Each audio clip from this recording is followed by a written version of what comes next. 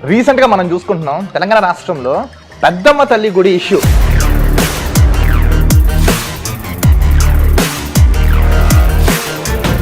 అది government land అని. ఇప్పుడు మసీదులన్నీ ఎవరి ల్యాండ్లో ఉన్నాయి? చర్చిలన్నీ ఎవరి ల్యాండ్లో ఉన్నాయి? కానీ దేవాలయాలు పడగొట్టడం, స్థలాలు ఆక్రమించడం, దేవాలయాల మీద పెత్తనం చేయడం, దేవాలయాల్లో డబ్బులు ఎత్తుపోవడం, హుండీలు పెట్టడం. ఈ ఇంటర్వ్యూ చూసి కింద కామెంట్లో ఎవరన్నా తిట్టదలిస్తే వాళ్ళ పేరుతో తిట్టాలి. అలాగే దమ్ము నీ సెల్లో సిమ్ ఉంటే నెంబర్ పెట్టి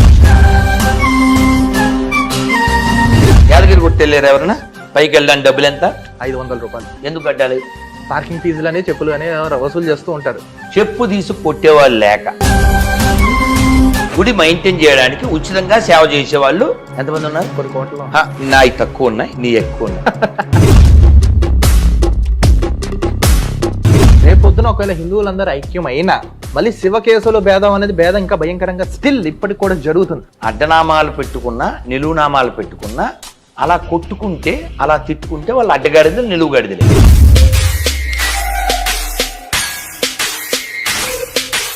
కృష్ణుడు ధర్మం వైపు నిలబడ్డారు, పాండవుల వైపు నిలబడ్డారు. కానీ అభిమన్యుడిని ఉప పాండవుల్ని ఎందుకు కృష్ణుడు కాపాడలేకపోయారని చాలా ప్రశ్న అడిగారు. దీనికి సమాధానం ఏమంటారు?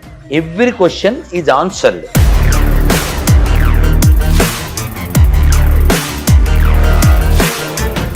దాన్ని స్వీకరించే నీకు లేని నొప్పి వాడికి వీడికి ఏంటి అంటే వాలి ఒప్పుకున్నాడు రాముడు కరెక్ట్ అని. ఇంకా నువ్వెవరు మాట్లాడడానికి? నీకు క్రైస్తవులు అంటే కోపమా, యేసుప్రభు అంటే కోపమా, బైబిల్ అంటే కోపమా? దీనికి ఏం సమాధానం చెప్తారు? ఈ వేద భూమిలో ఈ వెధవ మతాలతో పని లేదు. అదేంటండి అంత మాట అన్నారు అంటావు. ఈ దేశంలో బిలియన్స్ ట్రిలియన్స్ ఆస్తులు ఎత్తుకెళ్లిన దొంగల మతాల వాళ్ళు మనకు ఎలా ఆదర్శం అవుతారు? ఈ దేశంలో దేవాలయాలు కూల్చిన వాళ్ళు, మన తల్లుల మాన ప్రాణాలు తీసిన వాళ్ళు, ఈ దేశ సంస్కృతిని వ్యతిరేకించి విమర్శించే నీచ్ కమీన్.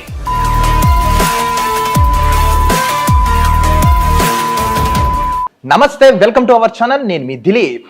ఈరోజు మనతో ఉన్నారు అభయ హిందూ సేన ఫౌండర్, బహుశా ఆయన పేరు చెప్పక్కర్లేదు, రాధా మనోహర్ దాస్ గారు అండి. ఈరోజు ఆయన మనతో ఉన్నారు. చాలా అంటే చాలా క్వశ్చన్లు, సందేహాలు చాలా ఉన్నాయి. ఇప్పుడు అన్ని వివరంగా ఆయన అడిగి తెలుసుకుందాం. గురుగారు నమస్కారం. హరే కృష్ణ. గురుజీ, మొట్టమొదటగా మీకు చాలా ధన్యవాదాలు. ఎందుకంటే ఎప్పటి నుంచో నేను మిమ్మల్ని అడగ మీ దర్శనం నాకు ఈరోజు దొరికింది. I'm blessed. Okay, interview start చేసే ముందర గురుజీ, రీసెంట్గా మనం చూసుకుంటున్నాం తెలంగాణ రాష్ట్రంలో పెద్దమ్మ తల్లి గుడి ఇష్యూ చాలా అంటే చాలా ఒక భయంకరంగా జరుగుతుంది. అసలు ఇప్పుడు ఏదైతే ఇప్పుడు ఆ గొడవ జరుగుతుందో అసలు ఇది ఎలా చూడొచ్చు అంటారు? హిందువులు ముద్దు నిద్రపోయారంటారా, లేకపోతే గాలికి చూసి చూడట్టు వదిలేశారంటారా? అసలు ఏమంటారు దీన్ని? సర్వమంగళ మాంగళ్యే శివే సర్వార్థ సాధకే శరణ్యే త్రయంబకే దేవి గౌరీ నారాయణీ నమోస్తుతే.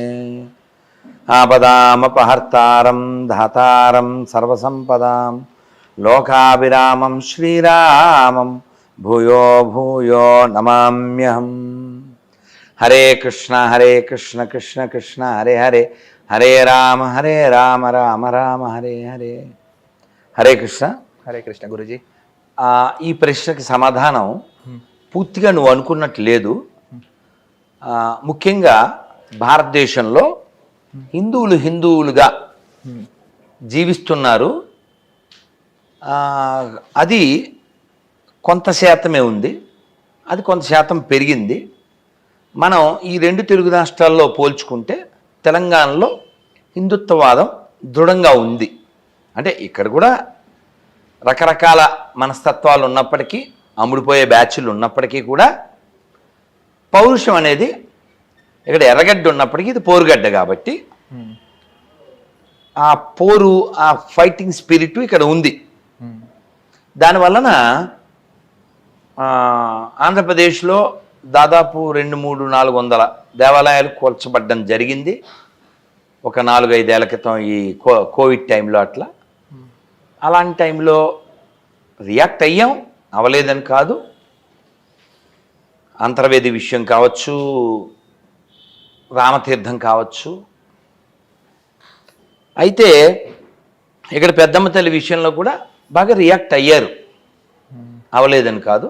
ఆ రియాక్ట్ అయిన దాని మీద కేసులు అవి కూడా పెట్టడం జరిగింది.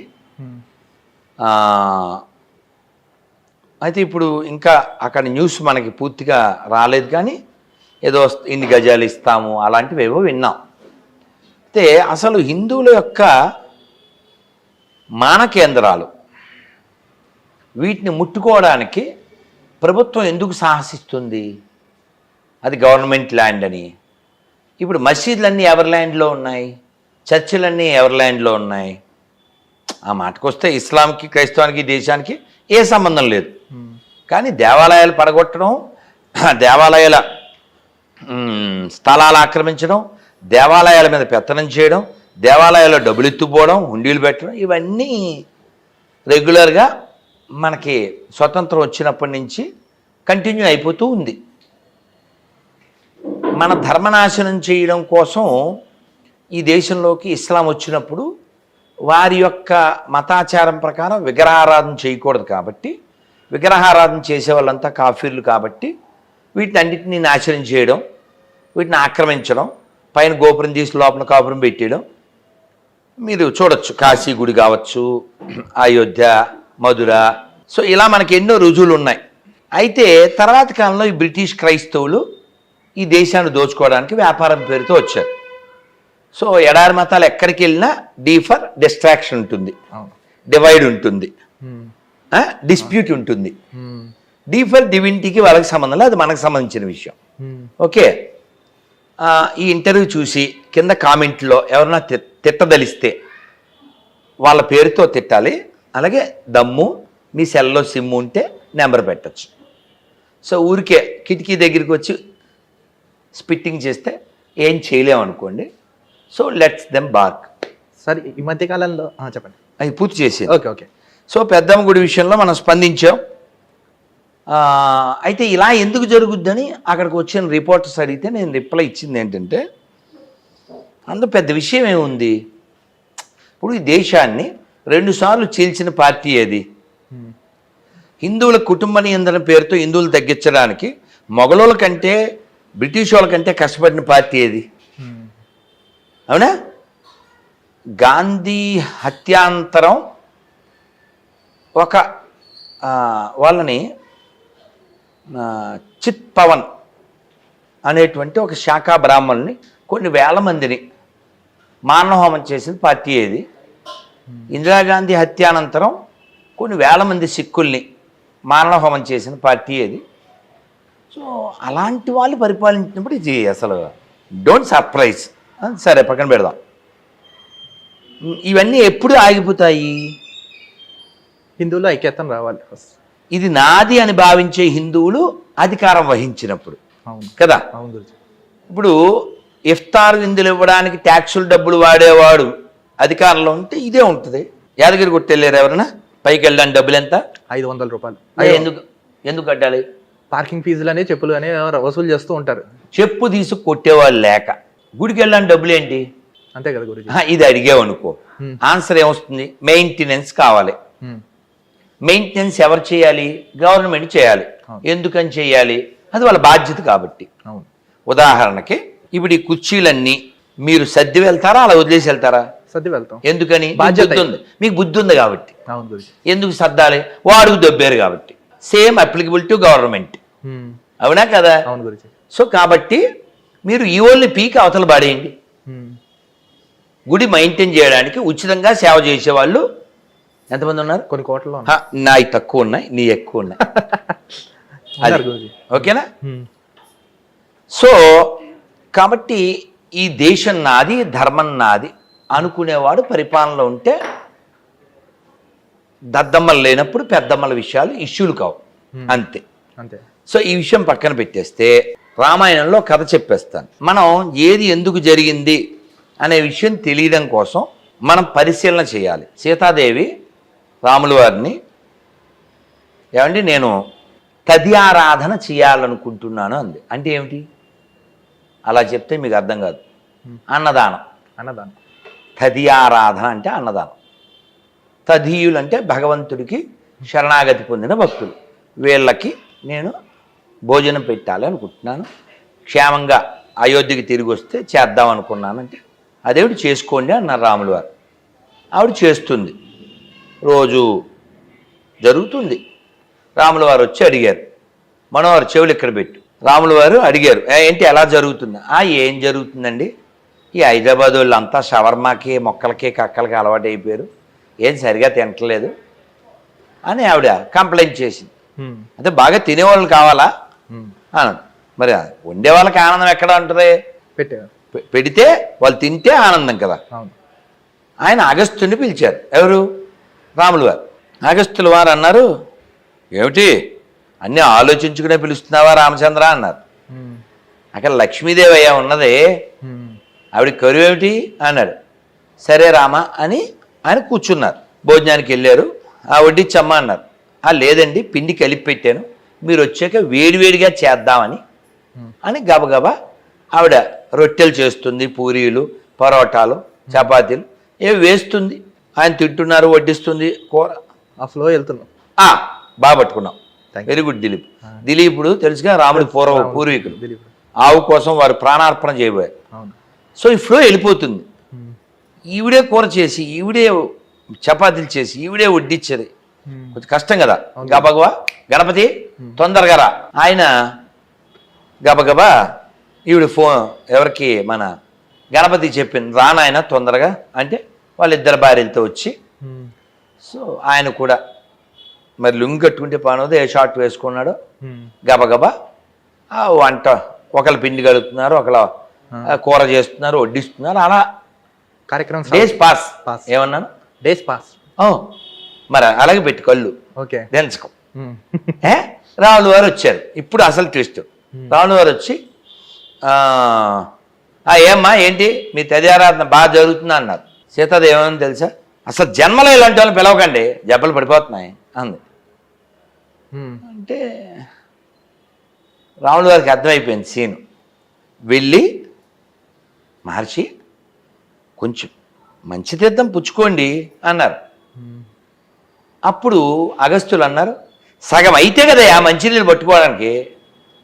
అప్పటికి 28వ రోజు. 28వ రోజు. నీకు అర్థమైందా? అర్థమైంది. అంటే వాళ్ళు చేసి చేసి ఏనుగులా ఉన్నటువంటి గణపతి పెనుగులా అయిపోయాడు వంటలు చేసి. అంటే ఇప్పుడు రాములు వారు అన్నారు, మరి ఇంకా వాళ్ళు జబ్బలు పడిపోతున్నాయి, ఏదో మంచి తినేవాళ్ళని పిలవమన్నది మా ఆవిడ, పిలిస్తేనేమో నువ్వు ఇంకా నాన్ స్టాప్, నువ్వు సముద్రాన్ని మింగినవాడు అగస్త్యుడు అంటే. అగస్త్యుడికి దక్షిణ భారతానికి, ఈ తెలంగాణ ఆంధ్రాకి ఎక్కువ బంధం ఉంది. చాలా గొప్ప ఆయన. మన ధర్మం ఇలా ఉండడానికి ఉన్నటువంటి కారణాల్లో పెద్ద కారణం వారు. సరే, మొత్తానికి మరి మంచినీళ్ళు వద్దులే, మీరిచ్చే మంచినీళ్ళు నాకు చాలవు, నేను మళ్ళీ ఇంకోసారి తీసుకుంటాను అన్నారు. ఎవరు? అగస్త్యుడు. ఇంకోసారి ఎప్పుడు తీసుకున్నాడు చాలామందికి తెలియదు. ఇది కూడా షార్ట్గా చెప్పేస్తాను, నువ్వు నెక్స్ట్ క్వశ్చన్ వెళ్ళిపో. ఓకే. కృష్ణుడు గోవర్ధనగిరి ఎత్తారండి.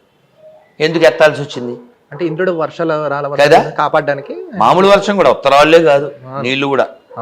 అది కూడా పెద్ద పెద్ద మేఘాలు. అది ప్రళయకాలంలో వచ్చే మేఘాల నుంచి వచ్చే వాన, సంవర్తక మేఘాలు అంటారు. ప్రళయకాలంలోనే రావాలి అలాంటివి. అంటే ఉదాహరణకి మోడీ గారు పాకిస్తాన్ దగ్గర అనుభవం ఉంది అని అన్నాడు ఎవడో, ఇటలీ బ్యాచ్ ఒకడు. అంటే ఆయన ఏమన్నారంటే పార్లమెంట్లో, అంటే మరి మన దగ్గర ఉన్నాయి దీపావళి కోసం అన్నారు. వాళ్ళ దగ్గర ఉన్నాయి వేస్తాడు, మన దగ్గర ఉన్నాయి దీపావళి కోసం ఏంటి మేము వేయమా అన్నారు. వేసారు కదా. ఆపరేషన్ సింధూరు, పాకిస్తాన్ బౌద్ధూరు. ఓకే, బహుదూర్ నాట్ బౌద్ధూర్ నానా.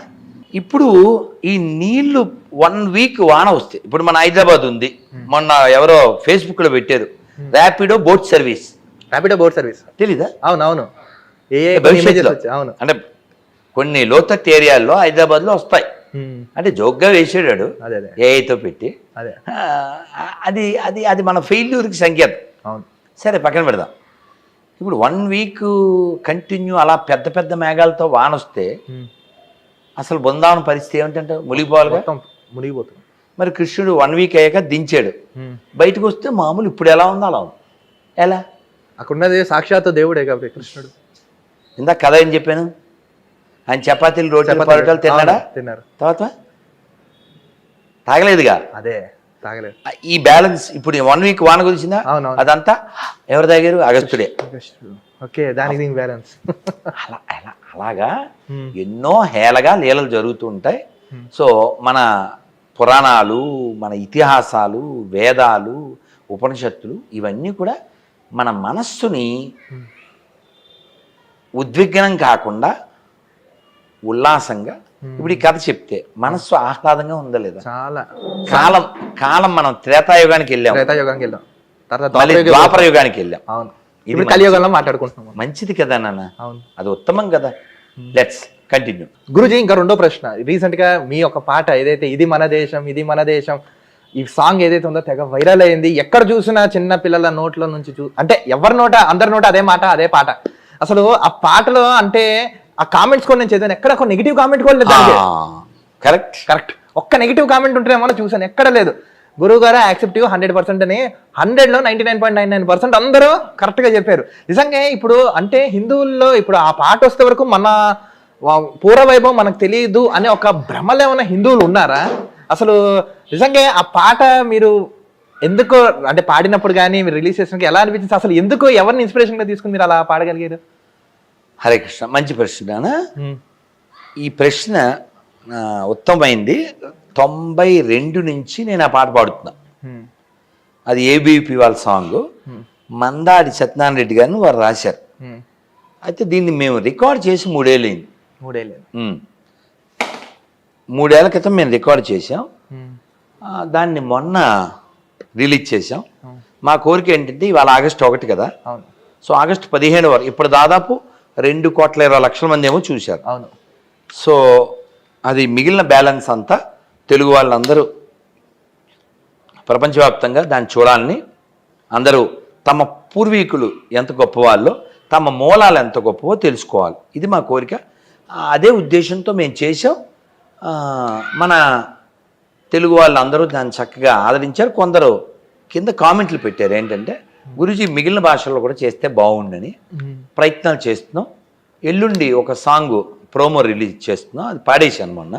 అది కూడా 4 ఏళ్ల క్రితం పాడింది, ఇక్కడ రిలీజ్. ఆ పాటలో సారం అంతా ఒక మాటలో ఏంటంటే, డోంట్ ఫర్గెట్ యువర్ రూట్స్. అంతే అంతే అంతే. కొంచెం కటుగా నా భాషలో చెప్తాను, don't forget your roots, don't become country brutes. Okay Guruji, ఇంకొక ప్రశ్న ఏంటంటే, రేపొద్దున ఒకవేళ హిందువులందరూ ఐక్యమైన మళ్ళీ శివకేశవుల భేదం అనేది భేదం ఇంకా భయంకరంగా స్టిల్ ఇప్పటికి కూడా జరుగుతుంది.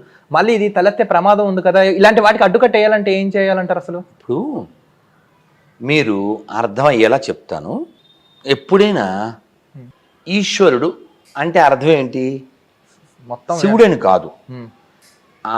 మీరు భగవద్గీతలో 5వ అధ్యాయంలో ఆఖరి శ్లోకం, భోక్తారం యజ్ఞ తపసాం సర్వలోక మహేశ్వరం సుహృదం సర్వభూతానాం జ్ఞాత్వా మాం శాంతిముచ్యతే. భోక్తారం యజ్ఞ తపసాం సర్వలోక మహేశ్వరం. మనకి మహేష్ అంటే శివుడు గుర్తొస్తారు కదా. మరి భగవద్గీతలో మహేశ్వర అని పదం వచ్చిందే, అహం భోగి మహేశ్వర అంటూ మళ్ళీ 17వ అధ్యాయంలో అంటాడు కృష్ణుడు. ఇక్కడ ఈశ్వర శబ్దం not related to only Shiva. Ishwara పెళ్ళైంది నీకు? లేదండి గురు, శీఘ్రమే కళ్యాణ ప్రాప్తి చేస్తుంది. ధన్యవాదాలు. సో మీ నాన్నగారు మీ ఇంటికి ఈశ్వరుడు, బాస్ అని అర్థం.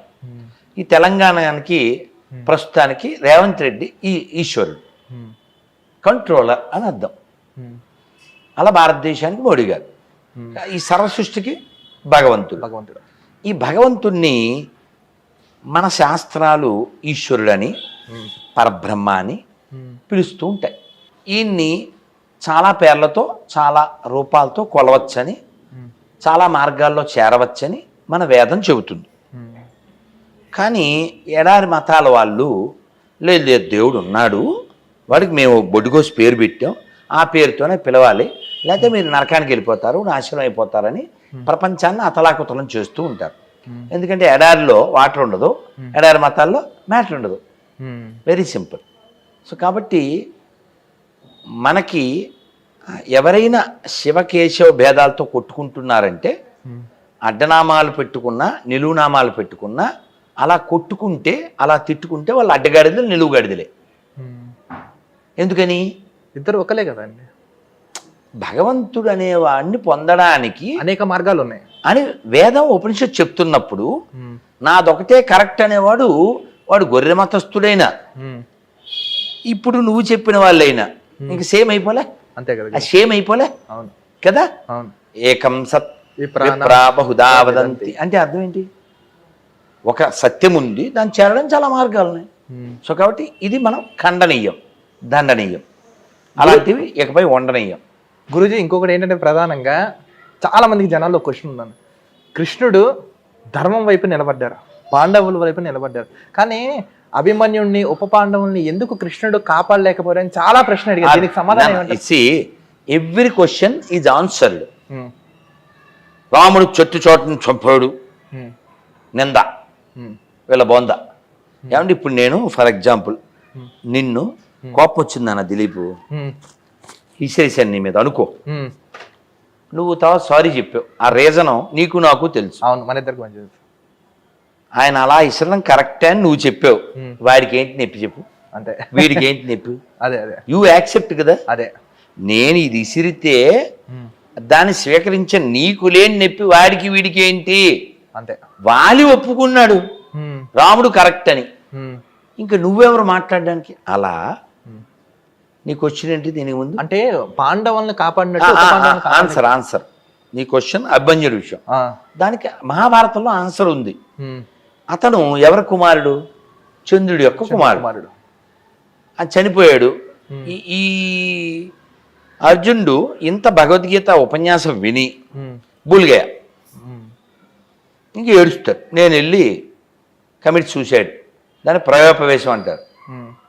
అభిమన్యుడిని కాపాడలేకపోయినా అది హట్ అయిపోతాడు. సరే ఇంకా ఇతన్ని మనం ఊరడించాలంటే ఇతనికి లైవ్ చూపించాలని రా నువ్వు నాతో అని చెప్పి అర్జునుడిని తీసుకుని వెళ్తాడు. ఎక్కడికి? చంద్రలోకం వెళ్తే అక్కడ అభిమన్యుడు కనపడతాడు. హే కుమారా అభిమన్యు అంటాడు. సార్ ఆప్ కౌన్ హై అంటాడు. ఎవరు? అభిమన్యుడు.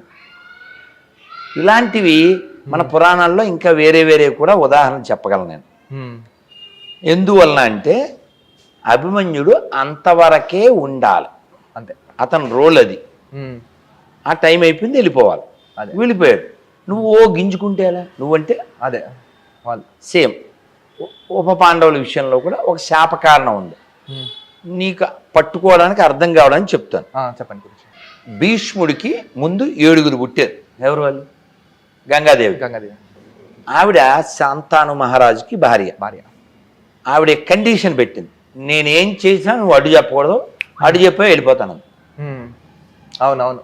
ఏమండి ఇప్పుడు ఎంత ఇష్టమైన భార్య అంటే పుట్టిన పిల్లోడినల్లా తీసుకెళ్ళి నెలల్లో పడేయడం తప్పు కదా.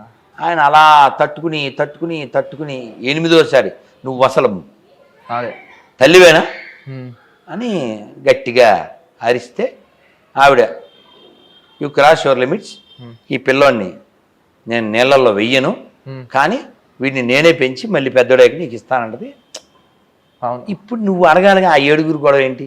అదే ఎందుకు చెప్పు, అడగాలి కదా సార్ గురుజీ. తెలీదుగా. అదే మనం ఇంకా వెనక్కి వెళ్తే వెళ్ళి అష్టవసువులు అంటే అష్టవసువులు వీళ్ళు ఏదో మిస్టేక్ చేశారు. అదే ఇంచుమించు టైంలో గంగాదేవి కూడా మిస్టేక్ చేసింది. సరిగా అక్కడ నవ్వడాలు, ఇప్పుడు సభ జరుగుతుంది, పెద్దవాళ్ళు ఉన్నారు, పుసుకుని నవ్వకూడదు, అలాంటివి ఏదో మిస్టేక్ జరిగింది. వాళ్ళకో శాపం వచ్చింది, ఈవిడికో శాపం వచ్చింది. అమ్మ ఎలాగా మన ఇద్దరం సేమ్ బ్యాచ్ కదా, వాళ్ళు మనుషులై పుట్టమని శపించారు, నాకు ఇష్టం లేదు, పుట్టడం అంటావా శాపం తప్పదు, పుట్టేస్తాం, నీ కడుపునే పుడతాం. పుట్టడమేగా రూలు. అవునవును, పుట్టడం వరకే కదా రూలు, పెరగడం అనేది శాపంలో లేదు. అందుకు మమ్మల్ని అలా వేస్తే మళ్ళీ మేము స్వస్థానమాయు వచ్చేస్తాం. ఓకే ఇలా ఇంకోటి చెప్పేస్తాను, సరదాగా చెప్పాలనిపిస్తుంది. ఈ గరుత్మంతుడు వాళ్ళ అమ్మ ఎవరు? వినత యొక్క తోటికోడలు ఎవరు? కద్రువ. కద్రువ. వీళ్ళిద్దరూ ఈవినింగ్ వాక్కి వెళ్తారు సముద్రం దగ్గరికి. ఆవిడ సహజంగా తోటికోడలకు పడదకి పొసి సావదు, అందరూ అలా ఉంటారని కాదు, కానీ దూరం నుంచి ఒక గుర్రాన్ని చూశారు. అక్క దాని తోక నల్లగా ఉంది కదా అంది. ఎవరు? ఈ కద్రువ. కద్రువ లేదే మొత్తం అంతా తెల్లగా ఉందిగా అంది. ఎవరు? వినత. వినత. నువ్వు సరిగా చూడు, నలుపని ఇలా కాస్త గొడవ చేయండి. సరే రేపు వచ్చి చూద్దాం ఎందుకు అని చెప్పి వీళ్ళిద్దరు ఇంటికి వెళ్ళిపోయారు.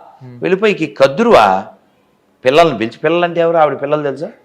పావులు తల్లి ఆవిడ. పిలిచి, ఒరే తోక చుట్టుకోండి, నల్లగా కనపడుద్ది. వాళ్ళు పందెం వేసుకున్నారు, అది నల్లగా ఉంటే నువ్వు 500 ఏళ్ళు నాకు దాస్యం చేయాలి, అది లేకపోతే నేను చేస్తా. ఈగోస్ ఎక్కడికన్నా పోతాయి. నువ్వు ఇందాక శివకేశవ భేదం గొడవ వస్తానో అవి ఈగోకి సంబంధించినవి, ఈశ్వరుడికి సంబంధించింది కాదని చెప్పడానికి చెప్తున్నా. మొత్తానికి వాళ్ళు ఇంటికి వెళ్ళిపోతారు. ఈ పిల్లల్ని పిలిచి చెప్పుద్ది, అవును ఒరే వెళ్ళి చుట్టుకోండి. అమ్మా తప్పు కదమ్మా, పిన్నిని అలా మోసం చేయకూడదు కదండి. నా మాట కాదంటారా మీరు? మీరు రాబోయే ద్వాపర యుగంలో జనమేజయ మహారాజ్ చేసేటువంటి సర్పయాగంలో పడి చేస్తారు. ఆవిడ చెప్పించింది. ఎవరిని?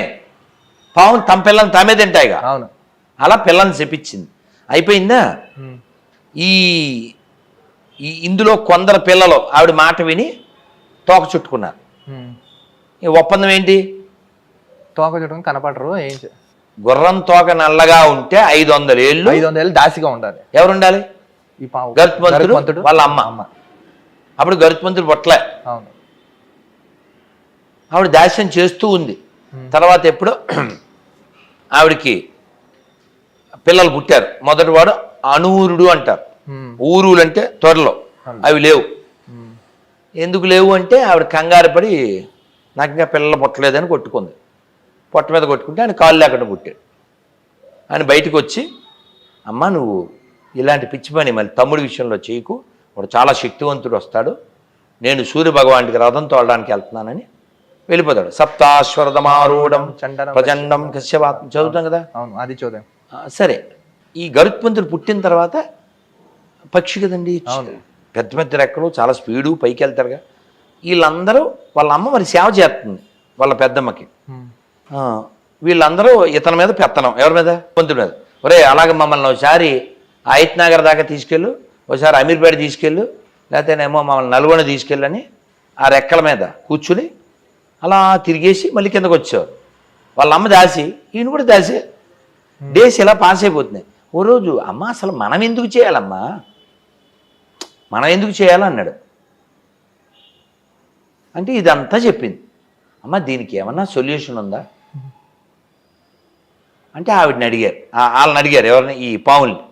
మాకు అమృతం తాగాలని ఉంది, నువ్వు అది ఇచ్చేస్తే మేము ఇంక దాస్యం నుంచి వదిలేస్తా ఉన్నారు. ఆ అమృతం ఎక్కడ ఉంటుంది? ఇంద్రుడి దగ్గర. వెళ్ళాడు. వాళ్ళు ఊరుకుంటాడు, గొడవ చేయరా? వాళ్ళు అందరినీ తుక్కు కింద కొట్టి అది తెచ్చేవాడు. ఇంద్రుడు అన్నాడు, నువ్వు పట్టుకెళ్ళేది దేనికి? వాళ్ళని. వాళ్ళు మీ అమ్మని ఇబ్బంది పెట్టినాడు, వాళ్ళు అమృతత్వం పొందితే నీకేమన్నా మంచిదా? అందుకే మన ఇద్దరు ఒక ఒప్పందానికి వద్దాం. నువ్వేంటి వాళ్ళకి అమృతం ఇస్తానవా? ఇదిగో ఇది అమృతం పాత్ర అనుకో, నువ్వు పట్టుకెళ్ళు వాళ్ళకి మాట ఇచ్చావుగా, ఆడబెట్టు. దిలీపో పెట్టేశాను అని నేను చెప్పినట్లుగా ఆ పాములతో గరుత్మంతుడు చెప్పాడు. చెప్పిన కాసేపటికి వాళ్ళందరూ స్నానం చేసి వచ్చి దీన్ని స్వీకరించండి, దేవలోకం నుంచి వచ్చింది కదా అన్నాడు. గరుత్మంతుడు, నేను వెళ్తున్నానో పాత్ర అక్కడ పెట్టాను అని వెళ్ళిపోయాడు. ఇప్పుడు బాధ్యత ఎవరిది? నీదా నాదా? నాదే కదా, నేను వెళ్ళిపోయాను. కానీ ఒప్పందం నాకును మా నాగార్జున జరిగింది. ఒరే నేను అలా వెళ్ళగానే నువ్వు ఎత్తుపోరా. ఈయన పేరేమిటి? గరుత్మంతుడు వెళ్ళిపోయాడు. ఇలా పెట్టిన కాసేపటికి ఇంద్రుడు వచ్చి పట్టిపోయాడు. ఇప్పుడు రూల్ ప్రకారం, ఒప్పందం ప్రకారం అమృత పాత్ర పాములకి నాగులకి గరుత్ మంత్రి ఇచ్చినట్టే ఇవ్వనట్టే ఇచ్చినట్టేగా. ఎవరు ఎత్తుపోయారు? ఇంద్రుడు ఎత్తుకుపోయాడు. ఇప్పుడు గరుత్ మంత్రికి ఏం సంబంధం లేదు అలా. ఓకే, అర్థమైంది గురూజీ. అందుకోసం చెప్పా నాన్న. అదే గురూజీ, ఆఖరి ప్రశ్న ప్లీజ్. ఇంకోటి ఏంటంటే చాలా మంది ఈ మధ్య కాలంలో వింటున్నా, మీకు క్రైస్తవులు అంటే కోపమా, యేసుప్రభు అంటే కోపమా, బైబిల్ అంటే కోపమా? దీనికి ఏం సమాధానం చెప్తారు? ఇది ఓల్డ్ క్వశ్చన్ అయినా చెప్తాను నాన్న. నాకు ఇమ్మొరాలిటీ అంటే కోపం. మొరాలిటీని తెలుగులో ఏమంటారు? నీతి. నీతి కదా. సో నీతి లేనివాడు హిందూ అయినా నేను వ్యతిరేకిస్తా. ఉదాహరణకి నువ్వు నాకు BMW కారు ఉందని చెప్పావు, నేను తెమ్మని చెప్తే నువ్వేమో అది ఇక్కడ లేదు లండన్లో ఉందని ఏవో కబుర్లు చెప్పావు. నిజమేంటి? మీకు లేదు, అది లేదు. మీ ఇంట్లో బియ్యం డబ్బా ఉంది, అంతవరకు ఓకే. అదే ఎందుకు చెప్పాలి నువ్వు?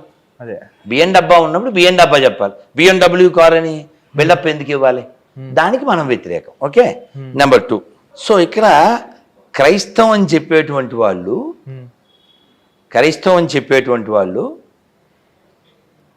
వాళ్ళు సొసైటీని మోసం చేస్తున్నారు. వాళ్ళు నమ్మిన పుస్తకంలో గాడ్ అని చెప్పబడేవాడిని మోసం చేస్తున్నారు, రాజ్యాంగాన్ని మోసం చేస్తున్నారు, వాళ్ళను వాళ్ళు మోసం చేసుకుంటున్నారు. ఈ దేశాన్ని విడదీయడానికి చెడదీయడానికి వాళ్ళు చేస్తున్నారు. సో ఇప్పుడు ఈ గుడిని నువ్వు ఏదైనా ఒక డిస్టర్బ్ పాడు చేయాలనుకుంటే నిన్ను క్షమించాలంటావా? క్షమించకూడదు. నిన్ను ఇక్కడ ఎవ్వరూ డబ్బులు కట్టమల్లే, ఈ గుడిని వాడుకుంటున్నాను నీ ఛానల్ కోసం. నువ్వు కాఫీ తాగి టీ తాగి ఇక్కడ కప్పులు అయి పడేస్తే లేదా ఇక్కడ పారబోస్తే నిన్ను రియాక్ట్ అయ్యి ఏమన్నా దండించాలా వద్దా? భయంకరంగా దండించాలి కదా. సేమ్ అంతే. నువ్వు ఇక్కడ ఉండే మన గొప్ప పూర్వీకుల యొక్క విధానాన్ని వదిలేసి దేన్నో పట్టుకున్నావు. సరే, పట్టుకుంటే పట్టుకో, వాడు తప్ప ఇంకెవడు లేడు అని ఎదవసోది చెప్తావేంటి? అదే, దాన్ని మనం వ్యతిరేకిస్తాం. అది కాకుండా భారతదేశం గొప్పతనం అంతా కుటుంబ వ్యవస్థలో ఉంది. అది క్రైస్తవం కానీ ఇస్లాం కానీ అందులో కుటుంబాలు ఏమి ఉండవు. అదే, చాలా ఎగ్జాంపులరీ ఫ్యామిలీస్ ఏమి ఉండవు. ఉదాహరణకి రాముడు అన్నదమ్ములు 3 తల్లుల పిల్లలు, కానీ వాళ్ళు ఎలా ఉంటారు? ఒక కడుపున పుట్టిన వాళ్ళకంటే బాగా ఉంటారు. అవును, తెలుసు కదా. ఆ సీటు కోసం కైకే అడిగింది. భరతుడు యాక్సెప్ట్ చేశాడా? వాళ్ళ అమ్మని తిట్టాడు. అడవికి వెళ్ళాడు, రాముడు కాళ్ళ మీద పడ్డాడు. కొత్తగా పెళ్ళైన లక్ష్మణుడు కూడా భార్యని వదిలేసి అన్న వెనకాల వెళ్ళాడు. కేవలం ధర్మము. అందుకని ఈ భరత భూమిని ఏమని పిలుస్తారు? కర్మభూమి, కర్మభూమి, వేదభూమి కదా. ఈ వేదభూమిలో ఈ వేదవ మతాలతో పని లేదు. అదేంటండి అంత మాట అన్నారు అంటావు. ఎందుకు అన్నాను అంటే, ఏం నేర్చుకోవాలి మనం? అంతే. ఈ దేశాన్ని దోచుకున్నటువంటి వాళ్ళల్లో ముందు ఇస్లాం ఉన్నారు, తర్వాత క్రైస్తవులు ఉన్నారు. వాళ్ళు మనకి ఎలా ఆదర్శప్రాయాలు అవుతారు? ఈ దేశంలో బిలియన్స్ ట్రిలియన్స్ ఆస్తులు ఎత్తుకెళ్లిన దొంగల మతాల వాళ్ళు మనకు ఎలా ఆదర్శం అవుతారు? ఈ దేశంలో దేవాలయాలు కూల్చిన వాళ్ళు, మన తల్లుల మానప్రాణాలు తీసిన వాళ్ళు, ఈ దేశ సంస్కృతిని వ్యతిరేకించి విమర్శించే నీచ్ కమీన్ కుక్కలను అవమానించాను నేను. సో కాబట్టి నేను వ్యతిరేకించేది ఈ దేశ వ్యతిరేకుల్ని. ఆ దేశ వ్యతిరేకులు ఎవరు అంటే ఎడారి మతం వాళ్ళు. గురుజీ, మొన్న ఏంటంటే నేను ఓల్డ్ సిటీకి వెళ్ళాను ఒక పని మీద, ఆర్టీఓ పని మీద. ఓల్డ్ సిటీకి వెళ్తా ఒక 30 నిమిషాల పాటు యాకుత్పుర, డబీర్పుర, ఉప్పుగూడ, ఫలక్నామా, ఓల్డ్ సిటీలో ఒక 30 మినిట్స్ వరకు నాకు ఎక్కడ ఒక హిందూ దేవాలయం కానీ హిందువులు కానీ ఎవరు లేరు కనబడతాయి. దాని పేరేంటి? కానీ అలా ఐక్యత హిందువుల్లో ఎందుకు రావట్లేదని అడుగుతున్నా నేను. అంటే మనకి ఏముందంటే స్వతంత్రం ఉంది. ఉదాహరణకి ఈ అబ్బాయి ఎవరో నాకు తెలియదు, ఏం పేరే? ఇప్పుడు ఇంటికి వెళ్ళక భోజనం చేస్తావు, టిఫిన్ చేస్తావు, చేసావు. నువ్వు తను నెక్స్ట్ స్టెప్? నేను చేయలేదు గురుజీ. తినాలి. టిఫినా భోజనమా? భోజనం తింటా. భోజనం. నువ్వు చూడండి, ఒక్కొక్కటిది ఒక్కొక్కటి. నేనేమో జ్యూస్, మీకేమో న్యూస్, తర్వాత వ్యూస్, తర్వాత రివ్యూస్. ఒక్కొక్కరికి ఒక్కొక్క అభిప్రాయం ఉంటుంది కదా. ఏయ్ దిలీప్, భోజనం చేసావో బాగుండదో, నేను జ్యూస్ తాగుతున్నా, అంతా న్యూస్ తప్పు కదా. అది సేమ్ అదే కదా మేము చెప్పేది. ఎడారి మతాలు ఏం చెప్తాయంటే మేము నమ్మిందే నమ్మాలి అంటే. సో ఎంత పరిశుద్ధంగా ఉంటాయంటే ఈ ఒక్కటి చదువు, ఇది ద్వితీయోపదేశకాండం 13, 12, 16 ఎంత మంచి ఉపదేశమో. వాళ్ళు బ్రిటిష్ వాళ్ళు మన దేశానికి వచ్చి దోచుకోవడానికి కారణం అందులో ఉంటుంది. అది చదివి వాళ్ళు వచ్చారు. నీవు నివసించుటకు నీ దేవుడైన యెహోవా నీకిచ్చున్న నీ పురములో ఏదో ఒక దాని యందు పనికిమాలిన కొందరు మనుషులు నీ మధ్య లేచి మీరు ఎరుగని ఇతర దేవతలను పూజింతుము రండి అని తమ పూర నివాసులను ప్రేరేపించినవి నీవు వినిన ఎడల నీవు ఆ సంగతి శోధించి పరీక్షించి బాగుగా వివరింపవలెను.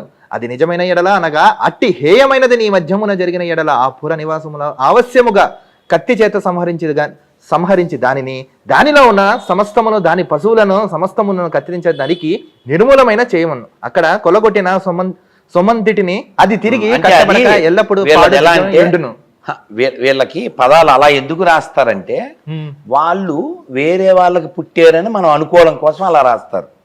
ఉదాహరణకి దేవుడు చూస్తున్నాడు ఇలా చెప్పచ్చుగా, అవును నార్మల్. అవును, ఇది అబ్నార్మల్ మతం కదా, దేవుడు చూస్తున్నాడు అనాలి. అదే ఎందుకంత హైప్ ఎందుకు వేస్తాయి? అది ఎందుకంటే వాళ్ళు అతిగాళ్ళు కదా. ఇప్పుడు దేవుడు వచ్చుచున్నాడు ఇలా చెప్పచ్చు, దేవుడు వచ్చుచున్నా అనాలి. అదే ట్యాచ్ గడ్డ పగిలిపోను, ఎందుకంటే ఎర్రగడ్డ బ్యాచ్ కదా ఇది. అదే కాబట్టి ఈ దరిద్రం మనకు అవసరం లేదు. సో నీకు ఇంకో ఫోటో చూపించి, ఇది నా సొంతం ఏం కాదు, అందులో ఉన్నదే నేను చెప్తున్నాను. ఎప్పుడైనా పెళ్లికి వెళ్తే నువ్వు గిఫ్ట్ ఇచ్చావా? ఇచ్చాను గురూజీ. ఏమిచ్చుంటావు? శివపార్వతుల ఫోటోలు కానీ, లేకపోతే మనీ కానీ, లేకపోతే ఇంట్లో అప్లికేషన్స్ యూజర్స్ కానీ. అలా ఒక అమ్మాయిని ప్రేమించి వాళ్ళ నాన్నని వాళ్ళ అమ్మాయిని పెళ్లి చేసుకుంటానంటే వాడు ఓ గిఫ్ట్ తెమ్మన్నాడు. ఆ గిఫ్ట్ అంటే ఇక్కడ రాసి ఉంది, దమ్ముండి చదువు. ఆడు తెచ్చిచ్చాడు. డేవిడ్ ఫిలిస్తీయుల మీదకు దండెత్తిపోయి 200 మందిని చంపి వారి చర్మాలను తెచ్చి మింగేసావు కదా.